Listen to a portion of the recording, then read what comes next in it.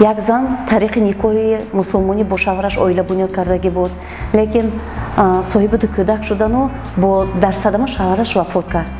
و وقتی که وای زن برای حتی کودکانش شهادتنامه تولد نداشتن، وقتی که وای زن در یگانجا کار نمیکرد و بی‌سرابان ماندگی بود، حتی برای کودکانش نفقه تعیین کردن نمیتونست و این خوشبختانه عریضه ما قانع شد.